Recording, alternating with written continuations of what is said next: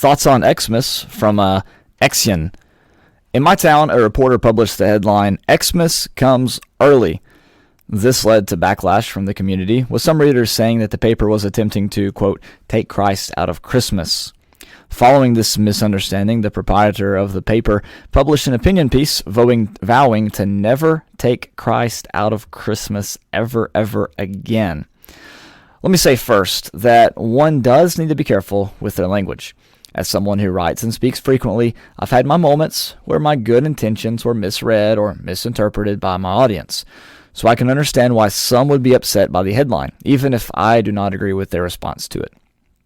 This short article or audio is not intended to make any comment on the decision to, quote, fix the headline for the online article that they republished, or to agree or disagree with the opinion piece published by one of the editors there at the newspaper. Instead, it is to educate the reader on the history of the term Xmas so that such confusion can be avoided in the future should and when it happens again. The manuscripts from which we get our Bible as Protestants come from three languages: Hebrew, Aramaic, and Greek.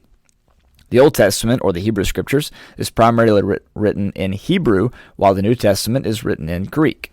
When the scholars translate the Bible, they have a few options: translation and transliteration. From English to Spanish, one may translate the word, say, abuela from the English word grandma, but they would transliterate computer to computadora.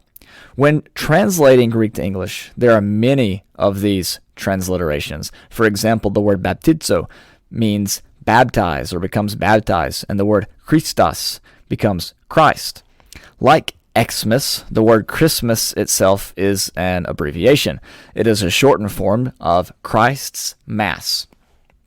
The term Mass is not used all too often in Protestant circles, but it simply means worship service. Specifically, it is a Eucharistic liturgical service, or in other words, a service in which the Lord's Supper or communion is observed. Christ comes from the Greek word Christos, the first letter of which is the Greek word chi, which looks like a capital X. Thus, Christmas has been shortened to Xmas for several hundred years, with the X abbreviating, not replacing or taking away, Christ.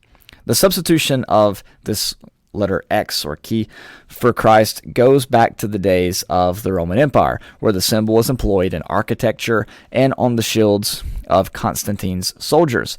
This symbol is called the Chiro, Chirho, symbol, and is pictured on the article that you can read at labornotinvain.com.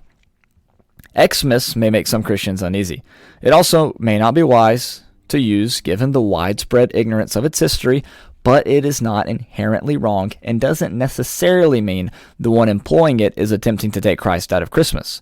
While that may not always be the case, it is best to give others the benefit of the doubt unless evidence to the contrary is presented.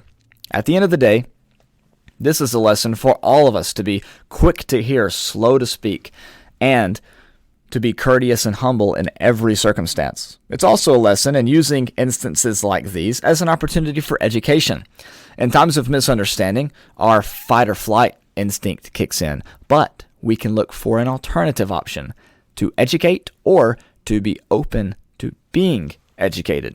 So, happy Xmas, Merry Christmas, and happy holidays from a proud Xian.